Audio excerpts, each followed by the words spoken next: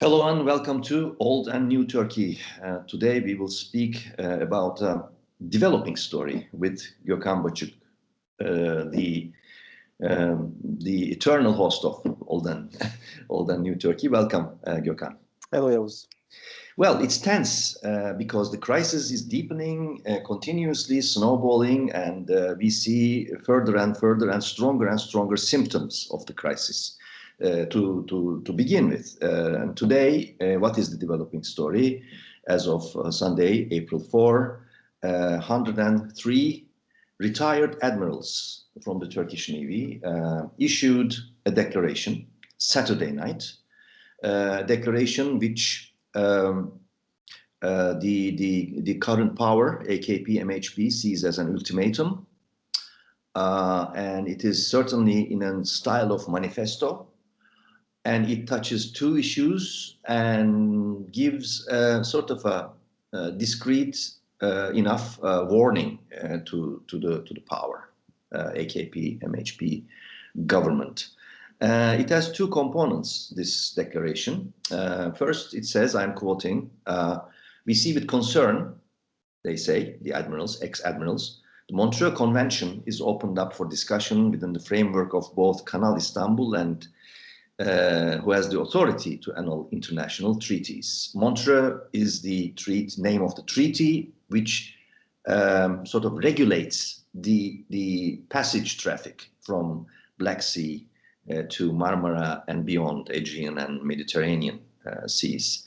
And it is ages-old convention that is respected, that gives right to all the powers to pass military or civilian vessels and submarines, etc.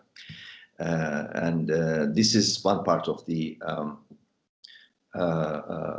declaration. By the way, Montreux Convention is signed in Switzerland, Montreux being the town, 1936. And it not only gives control of Istanbul Straits, but also Dardanelles, Çanakkale, Gallipoli Straits.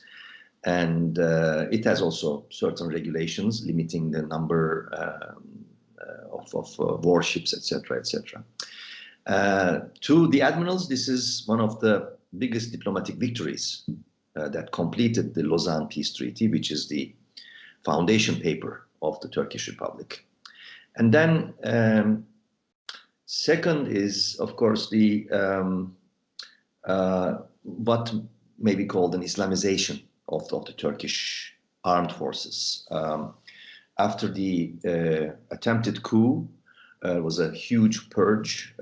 Tens of thousands of officers were subjected to dismissals, many of them being accused of the membership of Gülen movement, which the regime calls FETÖ, and seen as responsible for conducting this coup. And then the exact number of the purge, to be exact, is as of November 2019, nearly 20,000 members of the officers of the armed forces have been dismissed, to name amongst other things. So the second part of the declaration is basically saying that we condemn the replacement of those purged was happening, and there were now new reports about the regulations of admittals to the army, cadets, etc. And there were some changes made in those amendments, allowing people, according to the critics of various Sunni sects, religious people, to climb the ladders of the career. So it says, text, and I'm reading it, quote, for these reasons we condemn attempts to make it seem like Turkish armed forces and naval forces, bound with the bounds of these values, steering away from the contemporary route drawn by Atatürk, the founder, and we object to them, these changes, with all that we have. Otherwise, the Republic of Turkey may face a risk, and this is a critical sentence, which I am quite sure will lead to some legal inquiry. It says, quote, otherwise, the Republic of Turkey may face a risk and threat to experience depression crisis and most dangerous events for its survival, for which there are many examples in history, it says. So this this text or this declaration landed like a bomb, Gökhan. This is a long introduction, but I think we shall need to go through this. And as we speak, in the Sunday afternoon, reactions continued, especially from the ruling AKP party. But not only that, Devlet Bahçeli, the partner of AKP and Erdoğan, issued a very harsh statement saying that these admirals, ex-admirals, should be stripped of their ranks and also should be stripped of their retirement schemes, discontinued to be paid, and also be face indictments. And as a consequence, also prosecutor's office in Ankara also launched an inquiry. I think this vortex, this turbulence is due to continue for some time. Erdoğan is absent for some days. He's in Marmaris. As of perhaps a coincidence, he was in Marmaris again in the attempted coup 2016. And we don't hear anything from him yet. But many major party figures like Ömer Çelik, İbrahim Kalın, Minister of Interior Süleyman Soylu, Minister of Foreign Affairs Mevlüt Çavuşoğlu, Speaker of Parliament Mustafa Şentop, many of these figures now come out and condemn this communiqué, this declaration. Well, what is the reason? Why now and why this? This is the major question which I think occupies the minds of many people who try to understand the event. Let's begin. What do you think? Well, there was before going into details of Turkish case, I think what we observe now is a typical Middle Eastern politics. I just want to remind we have same sort of events in Jordan yesterday night. The former Crown Prince was under house arrest because of alleged, preparations for a military coup. So this is nothing new. This is Turkish politics for ages. We have the same subjects repeating itself. When it comes to why, to be honest, first of all, we don't know it. It's still unfolding story. We are yet to wait for some kind of deep insights. But we have several scenarios. Yes, scenarios based on hypothetical. The first is, let me put it this way. After the July 2016 coup attempt or failed coup or stage coup, how you name it, we have a status quo in Turkey, but that status quo was not a final status quo. Mainly composed of three groups: Islamist, MHP, the ultra-nationalist party, and if I may say, Kemalist or nationalist Kemalist, sometimes called or known as Ergenekon or sometimes Ulusalcı. It's not easy to define those groups' ideology from the universal terminology of political science.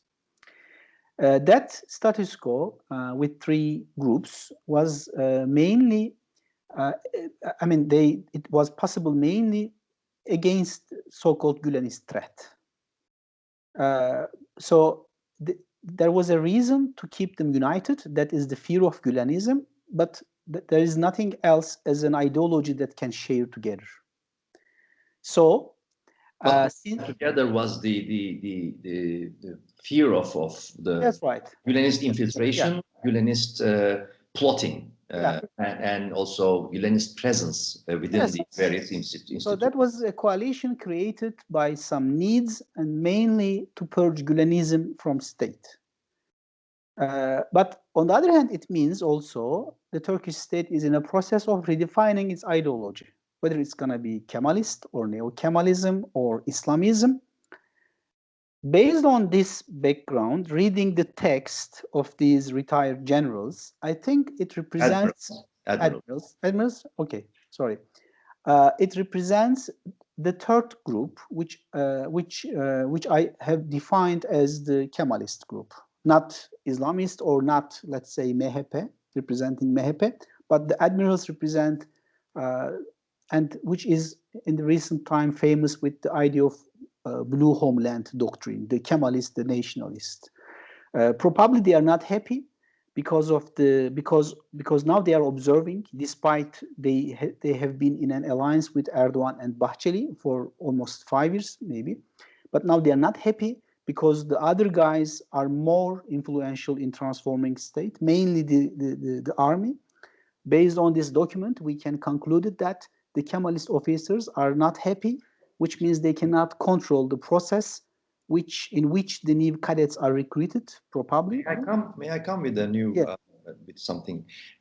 When I carefully looked into the list of these 103 admirals, I see a hybrid structure. There are many who may be called Eurasianists. Some segments who have been very active in shaping the blue homeland doctrine.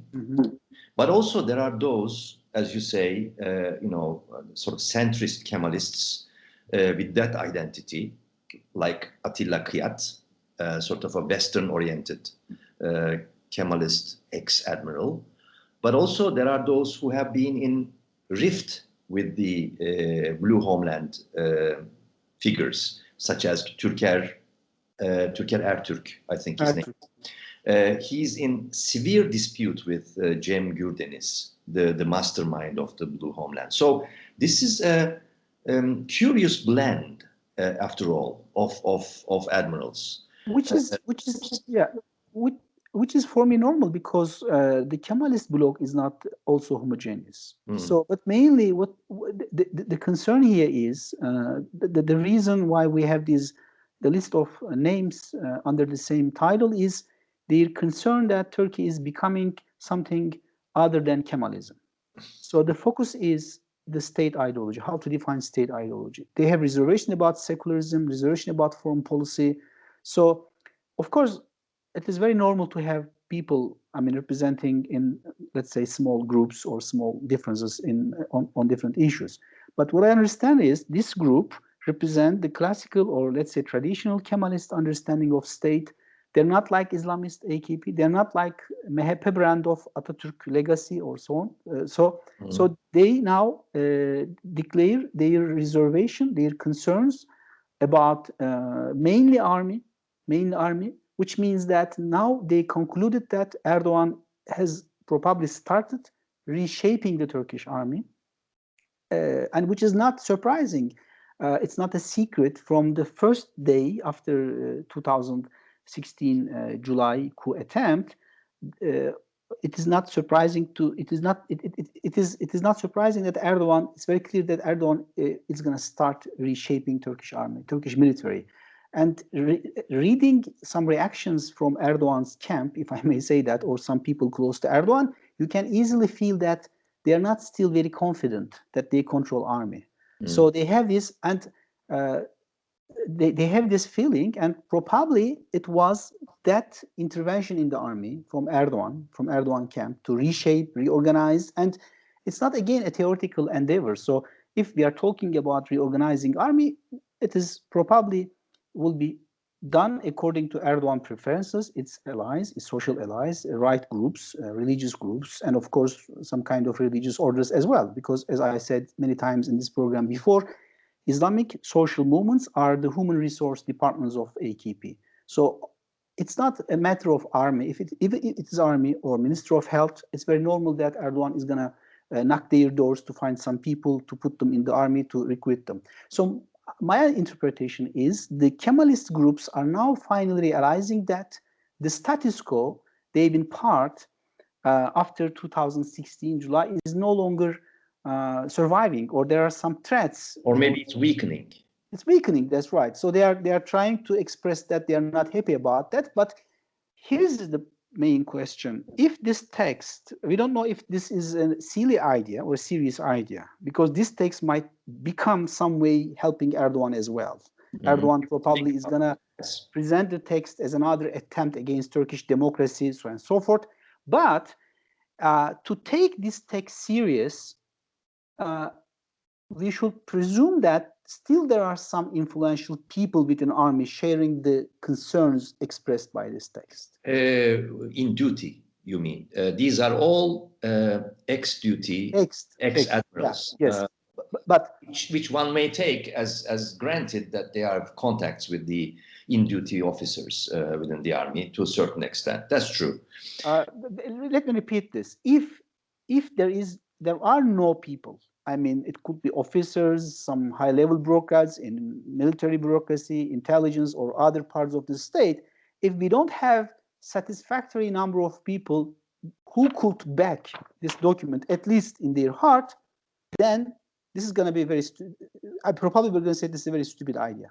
Mm-hmm. Otherwise, lacking such a backing from the state bureaucracy, doing such a, coming up with such a declaration is nothing but to just give another blank check to Erdoğan. Right.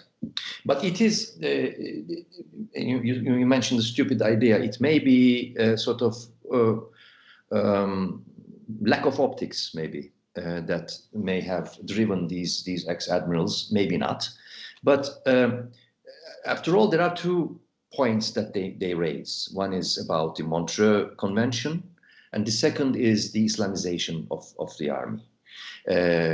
Because they make it clear, first of all, let's say they make it clear Montreux Convention is basically there to stay as part of the foundational pillars of Turkish Republic. But I think maybe you disagree, but I think the Montreux part of that text, Montreux Convention part of that text is rather irrelevant. It is less relevant, let's say, because there is absolutely no ground for or any significant sign from the government that it is on the agenda for a change, like Turkey dropping Istanbul Convention that had to do with the women's rights. And these words were uttered by Mustafa Şentop out of the blue. He said, responding to Istanbul Convention question, he said, the president has all the powers and he can, for example, lift Istanbul Convention. And the rest, it wasn't followed up by any sort of minister or Erdoğan himself or his advisors. It was just floating about. So it makes it less relevant. But second part is, I think, quite relevant. It may be that these curious blend of ex-officers found a common ground to react to. And this is, again, the question. If the Gülenist structures, cells, whatever you may want to call it, are cleansed out of the Turkish armed forces structure, since it's been going on for years now, for nearly 5 years, whom and which cadres have they been replaced with? And what we see is in an increasing level of reporting in secular Cumhuriyet or sort of pro-Perinçek group Aydınlık is that there are these changes that raise a lot of concern about Islamization or Pakistanization of the Turkish army. And we also published a very important article by an officer, ex-officer, purged officer, a pro-NATO officer based in the United States now, writing with a pseudonym out of fear for his family. And I think that part of the second part of the declaration has to do with what he analyzed the current Turkish armed forces structure. What can you say about that? I read that piece. I almost agree with many points raised in that article. What were those points? Well, the point is, after the purge of Gülenists, now there is a competition between Erdoğan and the Kemalists to shape the army. Erdoganists and Kemalists. Yeah, that's right. Yeah. So, by Erdoğanist means that Erdoğan is a top priority for Erdoğan to reorganize the army. Just remember the quick developments after failed coup. He started appointing very loyalist people to the let's say key positions that are relevant educational institutions for the army. Second, reorganized, closed down some traditional educational institutions of Turkish army, historical institutions. So there is nothing unknown about that. Erdoğan wants a loyal army, which is a typical pattern in Middle East. So what we should expect normally, the new Turkish army will be pro-Erdoganist, sharing some sort of Islamic values. I'm not saying very typical Islamist, but some sort of Islamism. And this is the main reason, probably alarming the Kemalists. But I should clarify a point here. In this famous book, Noah Hariri, *Sapiens*, giving us an example of chicken as showing that how chicken is successful in evolutionary biology. That's right. I mean, because there are many species such as dinosaurs became extinct, but chicken is surviving. The reason is we ate it. So the survival of Kemalism in the Turkish army was just like the survival of chicken. They survive because Erdogan needs them to purge the Gülenists. And they probably mostly because of, thanks to their deep insights, detailed information, it was possible to purge such large of Gülenists. But it was just like the survival of chicken. It doesn't mean that Erdogan naturally believes that, or ideologically believes that they have a role in future's army. So the day when Erdogan realized that he no longer needs them, he will also start purging them, and that is the main discussion. So being concerned, maybe. Being concerned, that's right. I mean, of course, Turkish government, as I repeat frequently, including the army, is composed of crowded institutions, a lot of people, thousands of officers. It's not easy to dominate those institutions, even for Erdogan. But in any case, Erdogan is not tolerate the Kemalists to infiltrate or to shape the army as they used to in the past. So probably this document, declaration, is important because it publicly tells us that now finally Kemalists are realizing the days of purging Gülenists is over. Now is the time for them. So just like the survival of chicken, if Erdogan no longer is interested in eating chicken, he can decide that chicken could become another list in the extinction. Okay, list of extinction. So the problem is, the difficulty for me, I can't understand the political logic behind this text, because the text I would say that the text has a rationale if only and only that there are some people that can back this text, which means you should have some people within state to come up with such text. Otherwise, just it's a kind of political suicide. Then Erdogan is going to take this text, another excuse, opportunity to purge those people. Then MHP is now just supporting Erdogan, as far as I understand from your introduction. So we should try to, I think, wait at least to understand how come such a group of former or retired admirals concluded that they should do such a declaration. They should come up with such a declaration. But going back to your question, I think, yes, the text is talking about, the declaration talking about Montreux, which is for me a bit irrelevant too.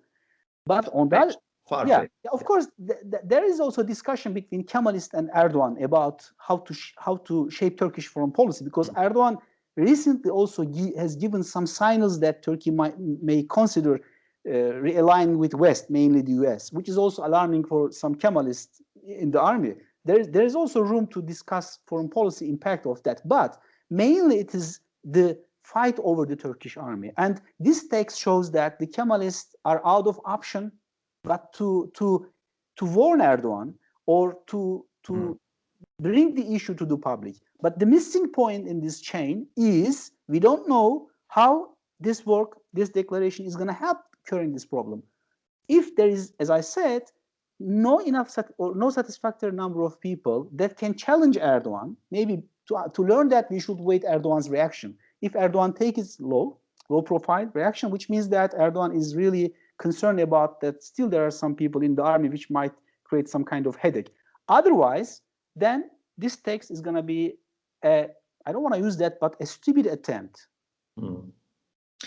Okay, for Erdogan, just to follow up on what you said, many interesting points. For Erdogan, part of his success story and part of his story of challenges that he met along his way for about 18, 19 years now has been always sort of a temporary and utilitarian alliance building with various segments and groups. In shaping the state in his own image along the way. And this was, of course, the challenges were always about power share.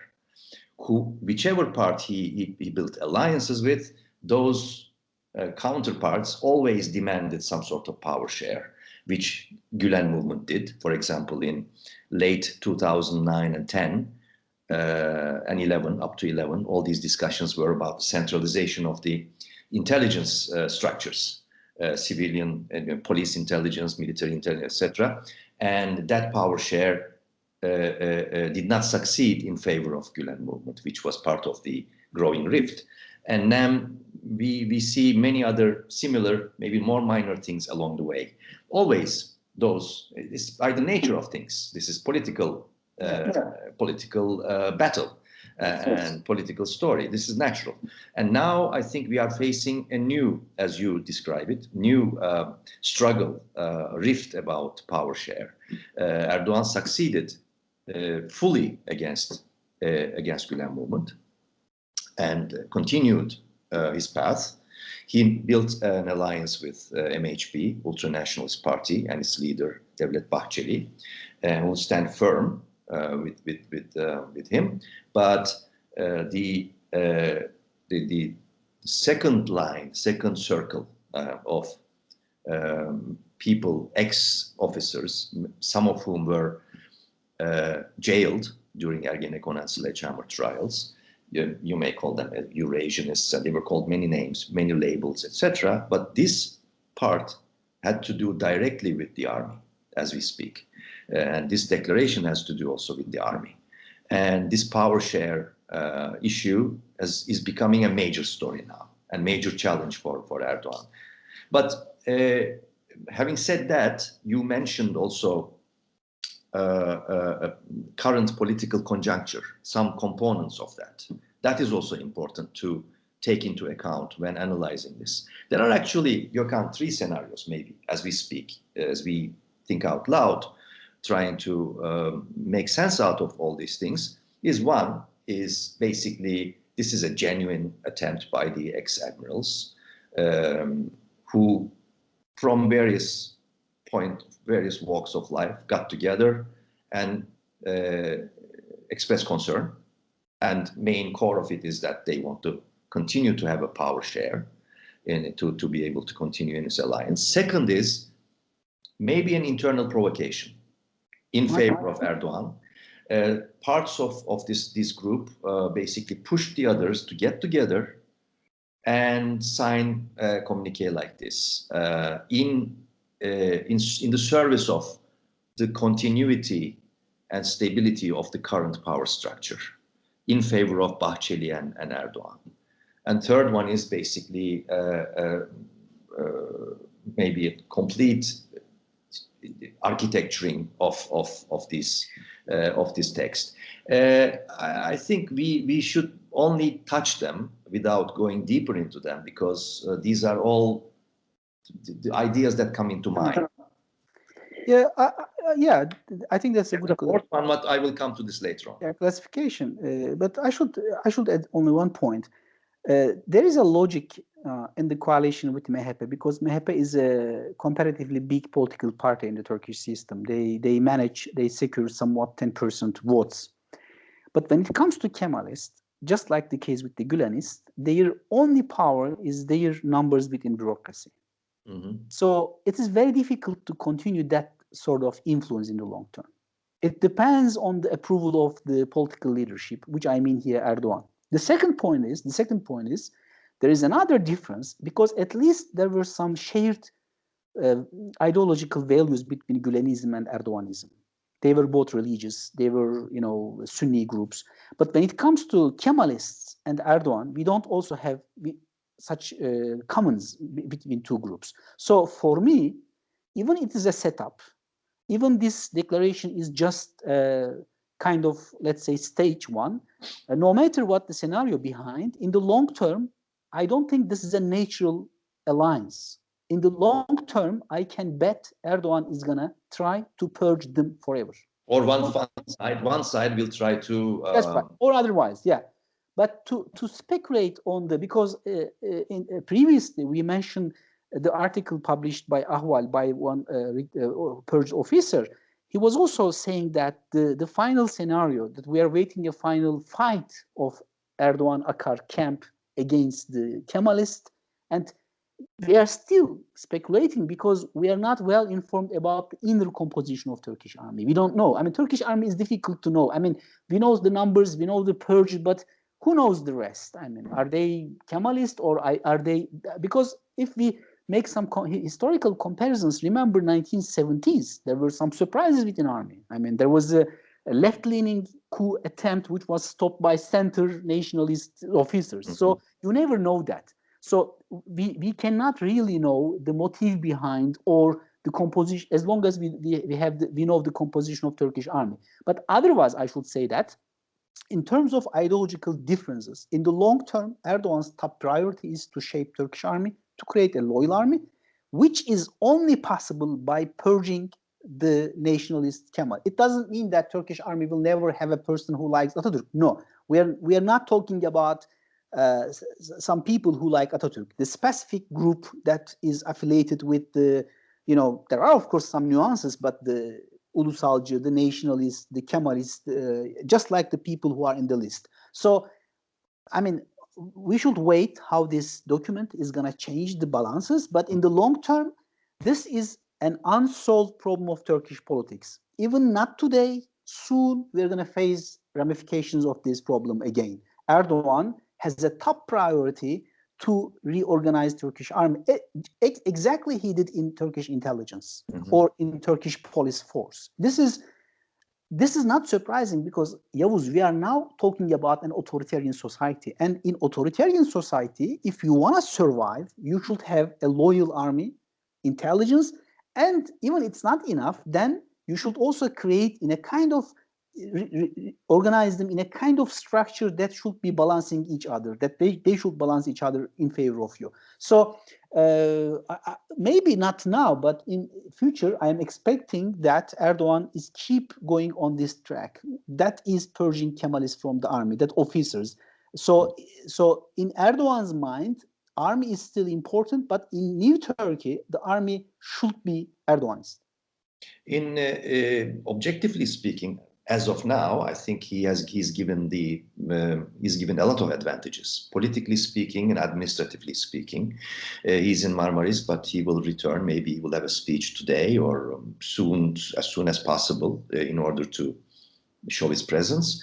And we will see much stronger signs now to which side this is being inclined. I think if this leads to Erdogan going tough on a further purge of top rank officers in Navy or in other parts of the wings of the Turkish armed forces. We will see that this is a continuation of Erdogan style slow motion steps of coup, self coup, which is happening in Turkey since 2014, more or less, even before the attempted coup. And this is interesting. This, I think, gives, again, Erdogan will use this in a maximalist way. But there is also another dimension, politically speaking, that is main opposition party, as we speak now, is still silent. And I was speaking to Ankara, I heard that as of afternoon, Sunday, April 4, Kemal Kılıçdaroğlu, the chairman of the CHP party, issued an internal communique saying that it will be only I or Faik Öztürk, the spokesperson of the party. Nobody else should speak about this thing, which means CHP is feeling squeezed about this situation. And also İYİ Party, Meral Akşener's party, one person, top figure, Aytun Çıray, came out with a supportive statement of the communique, which of course drew a lot of fire from the AKP figures, saying that, we know that you are siding with the putschists now, type of thing. And that is important, and that gives also Erdogan lots of advantages to go further onto the opposition. But one final dimension I think we should speak, and there, because we've been speaking about 34 minutes now, it is the conjuncture, international conjuncture. This communique comes after a couple of days of the sudden telephone call by Lloyd Austin, American Secretary of Defense, to Hulusi Akar. And the issue was obviously what's taking place in Ukraine. Russian military buildup, Donetsk, tension, and Black Sea. And let's not forget, Turkish army is a NATO army. And it is a strong NATO army. And it is a NATO army which has problems with the NATO because of the S-400 missile systems, Russian systems. And that's why the communications between Washington, D.C. and Ankara was cut off. And Lloyd Austin's call came out of the blue. They refused to speak so far. So this brings into question that Turkey, regardless of this communique, was connected to these concerns, about NATO or Russia, about these within this ex-admiral group. Regardless of that, I think it squeezes Erdoğan-Bahçeli administration more into a corner, to a choice between the Western Bloc, NATO, or Russia.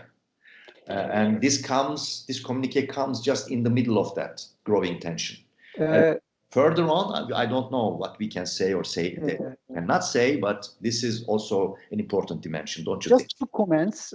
In terms of its impact in domestic politics, I think the best scenario for Erdoğan would be CHP is backing the declaration, which I don't think is going to happen. Otherwise, its impact is limited because mainly because of economy. That's why I don't believe that Turkish public will be very much interested in that debate no longer. And the backing of İYİ Party is also a troubling issue for AKP because it is easy to handle such stuff from CHP, but not like from İYİ Party. So it's not a good news for Erdoğan. When it comes to foreign policy aspect, that is exactly, I don't know if there is a direct link with the declaration, but if you are putting the declaration into a political context, foreign policy is a very, very important aspect because the group, the Kemalist group or some Kemalist officers, we have been talking in Turkish army for a while supporting the idea of Eurasianist foreign policy. And we shouldn't underestimate the fact that the text has that keyword, blue homeland, which means the Eurasianist understanding of geopolitics. That is why now Eurasianists, you mean? That's right. That makes also the reference to Montreux more logical in that context. Then, just like they are alarmed by the Erdoğan's policies of transforming army, there might be alarmed also that they have some reports or some kind of observations that Turkey might be reconsidering another security-based realignment with the West. Then this will bring another ontological crisis why they exist in Turkey. And we shouldn't forget that in the past, this is the main logic to explain Turkey's rapprochement with the West. Neither Menderes nor İnönü was die-hard pro-Western guys. It was the mainly security dynamic that pushed them towards the US. So I wouldn't be surprised if there is a dynamic behind the text which is linked to that Ukrainian issue in the larger context, because especially in the last, let's say, 2 or 3 months, there is a new dynamic within the government circles, that a new kind of tone about the West, the security stuff, so on and so forth. Then it is very logical to see the Kemalist officers, particularly the Eurasianist officers, are unhappy about this idea of rapprochement with the West, because as I said, it will completely destroy the ontological need for their existence. Then they will probably, it's more easy to purge them in that way. So because not only Islam plus domestic politics, but also Erdoğan will be much more, for him easy to purge them given the dynamics. And MHP even is relevant in this regard, because even MHP is very nationalist, it's ultra-nationalist party. Again, we shouldn't forget that party was famous during the Cold War period for anti-communism, which survived some kind of anti-Russian elements. We shouldn't. This is just like center-right parties in Eastern Europe. So, of course, there is no longer anti-communism. Russia is no longer communist, but still we can easily observe the legacy of anti-Russian elements because of its Panturanist. That's right. That's right. So MHP might think that this is a proper conjuncture to purge these Eurasianists. Maybe our international audience don't know these details. In the last years, we have witnessed a lot of brawls between MHP and ultra Eurasianists, such as Doğu Perinçek.